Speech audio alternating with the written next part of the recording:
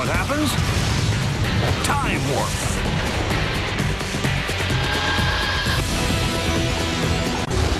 A baseball bat is one tough item, but how tough? What really happens when bat meets ball? And why does the bat sometimes break? Even the Time Warp Lab has its limitations, so we decided to pay a house call to another lab. This is the only place in the country where you certify the bats and the baseballs in the major leagues. Welcome to the University of Massachusetts Lowell Baseball Research Center. Here, Patrick Drain will show Jeff and Matt the scientific reason for broken bats. And to do so, Patrick uses this crazy machine. What we basically have here is we have a bat hanging here vertically.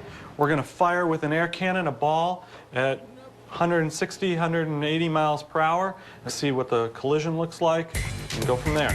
We're loading the machine with a regulation wooden bat made of ash, a longtime favorite in the big leagues.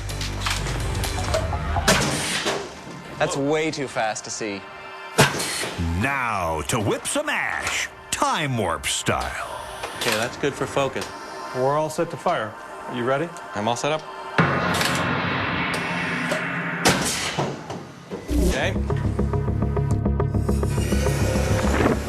At 10,000 frames per second, we can see that regulation hard balls turn into squash balls when they hit the bat. And right here, you can see the ball is actually starting to wrinkle.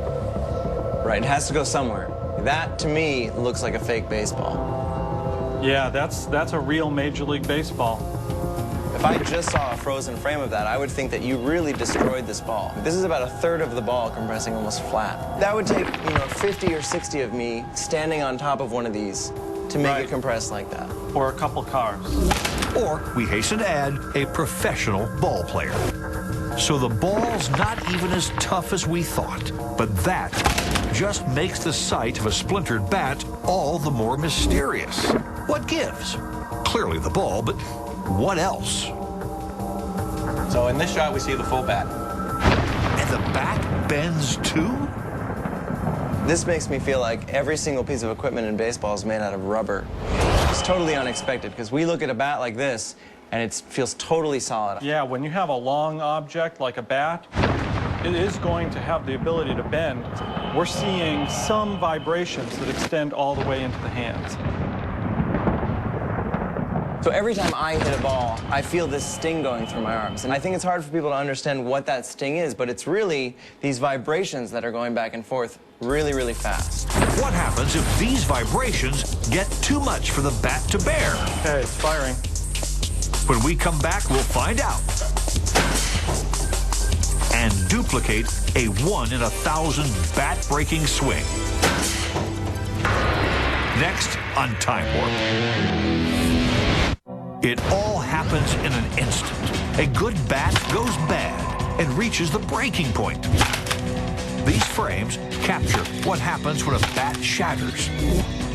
It all happens so fast, it's hard to know what's going on. The ball is actually starting to wrinkle.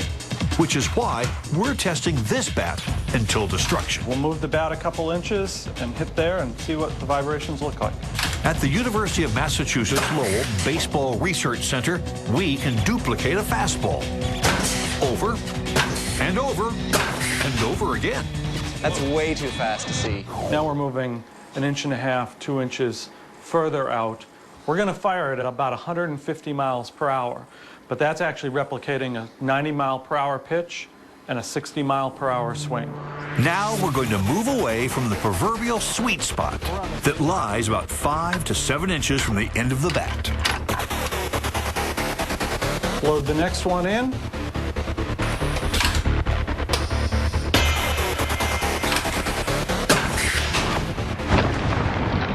There you go. When the ball hits outside the sweet spot, the bat vibrates even more.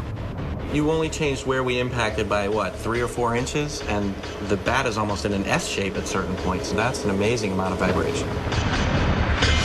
And what if we move it just a bit further? Can we create that bat-breaking surprise? Okay, it's firing. Oh, It's They broke. broke. Say it ain't so, Jeff.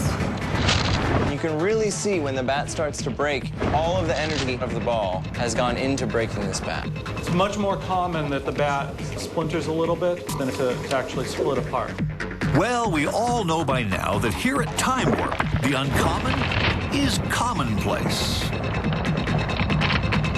Well, okay, we got lucky. Just as the ball is making full contact, we're seeing the bat is starting to break. It's not that the ball is harder than the bat, far from it. But when a batter misses the sweet spot, the force of the ball makes the bat vibrate and bend so violently that it splits at the weakest point, often along the grain. Snap, crackle, pop. Now, what new research challenges lie ahead for our intrepid crew? Believe me, you don't want to know. But we think it might be something to do with building a better pina colada.